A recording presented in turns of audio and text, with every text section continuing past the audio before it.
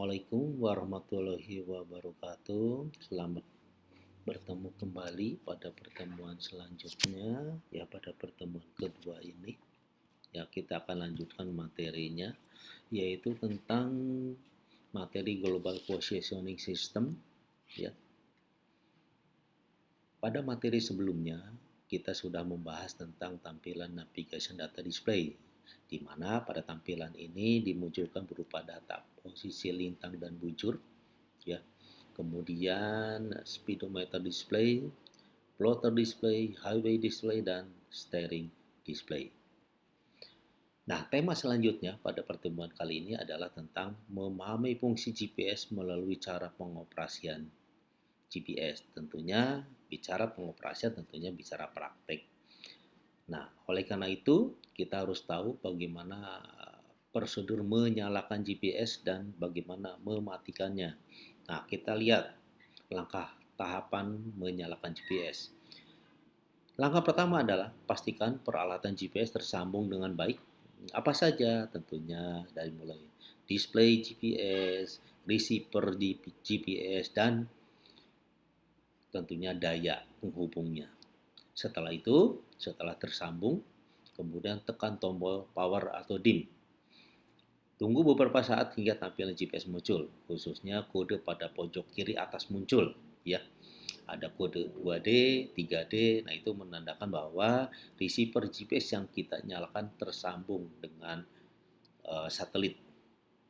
Selanjutnya GPS siap untuk dijalankan lebih lanjut dan catat posisi lintang dan bujur yang ditunjukkan pada display GPS.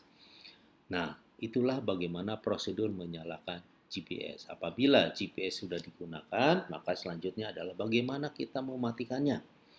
Nah, mematikan GPS tentunya diusahakan prosedurnya cukup bagus, ya, di mana prosedur ini adalah apabila selesai menjalankan GPS sebaiknya kembalikan tampilan display GPS ke dalam posisi navigation data display. Kemudian tekan tombol power atau dim agak lama, ya, kurang lebih sekitar 3 detik. Setelah itu layar tampak mati, berarti GPS sudah posisi off, dan langkah terakhir adalah tutup yang rapi. Nah, itu adalah bagaimana prosedur mematikan GPS. Nah, bicara tentang GPS, ya khususnya di bidang penangkapan ikan, nah atau di bidang pelayaran, nah ini kita harus tahu fungsi-fungsinya. Nah, di sini ada beberapa fungsi GPS yang kita ketahui. Yang pertama adalah untuk mengetahui posisi lintang dan bujur kapal di tengah laut khususnya.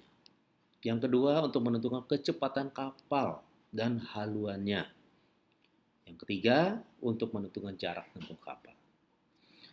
Fungsi yang keempat yaitu untuk memperkirakan waktu kapal tiba atau ETA, Estimate Time Arrive, dan waktu yang harus ditempuh oleh kapal itu sendiri atau ETA, Estimate Time en route.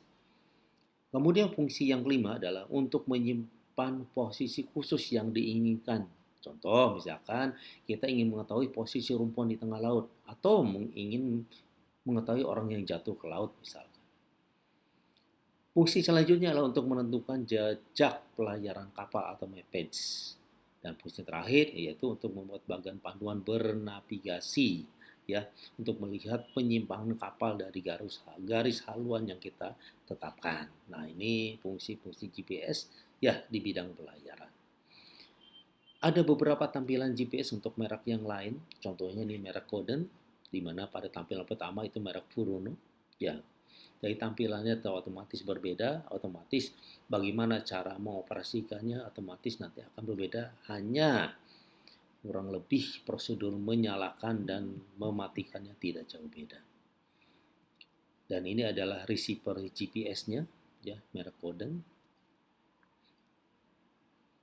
Tema selanjutnya kita melanjutkan lagi, yaitu bagaimana menerima cara penentuan posisi kapal dengan GPS di tengah laut. Nah, ini adalah posisi yang terpenting, ya, di dalam menerapkan GPS ini. Nah, ini tentunya di dalam menentukan posisi tentunya kita harus tahu juga tentang ketelitiannya sebuah GPS bekerja. Nah, ini ternyata ada 4 faktor yang menentukan ketelitian posisi GPS di tengah laut. Yang pertama adalah metode penentuan posisi yang digunakan. Yang kedua, geometri dan distribusi dari satelit yang terlihat. Yang ketiga, ketelitian data yang digunakan. Dan yang keempat, metode pengolahan data yang diterapkan. Nah itu ya, jadi ada 4 faktor yang menentukan ketelitian posisi yang diperoleh GPS. Nah ini kalau saya jelaskan lebih singkatnya seperti ini tampilannya. Di mana di tengah laut misalkan kita menggunakan receiver GPS di sini, ya tampak di langit ada satelit 1, satelit 2, dan satelit 3. Masing-masing satelit memancarkan gelombang elektromagnetik dan kemudian diterima oleh receiver GPS. Receiver GPS ini kemudian mengkalkulasi posisi dari ketiga satelit tersebut, maka muncullah berupa posisi lintang dan bujur. Nah, itulah kurang lebih penjelasan singkatnya bagaimana receiver GPS bekerja. Nah, selanjutnya bagaimana penerimaan receiver GPS ya? Tentunya kita harus tahu juga kekuatan sinyalnya. Apakah bisa diterima atau tidak sehingga sebuah receiver GPS bisa bekerja. Nah, di sini ada beberapa hal-hal yang perlu dipahami. Yang pertama adalah bahwa sebuah receiver GPS itu tidak bisa menangkap pancaran sinyal satelit apabila receivernya berada di dalam air. Yang kedua, apabila di dalam hutan, di mana makin lebat hutannya, maka makin berkurang sinyal yang dapat diterima. Kekuatan sinyal satelit juga ternyata bisa terpengaruh ya apabila berada di lingkungan alat-alat elektronik ya di mana alat-alat tersebut dapat mengeluarkan gelombang elektromagnetik.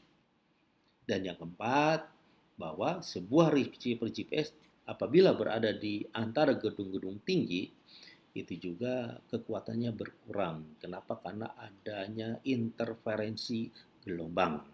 Jadi ada pantulan gelombang. Dan yang kelima adalah receiver GPS ya, itu menangkap kekuatan sinyal satelit itu agak berkurang apabila berada di bawah gedung.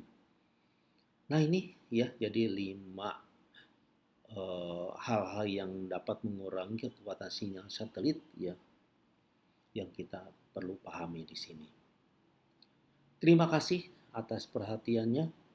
Ya, itulah pertemuan kedua yang perlu saya sampaikan. Terima kasih. Wassalamualaikum warahmatullahi wabarakatuh.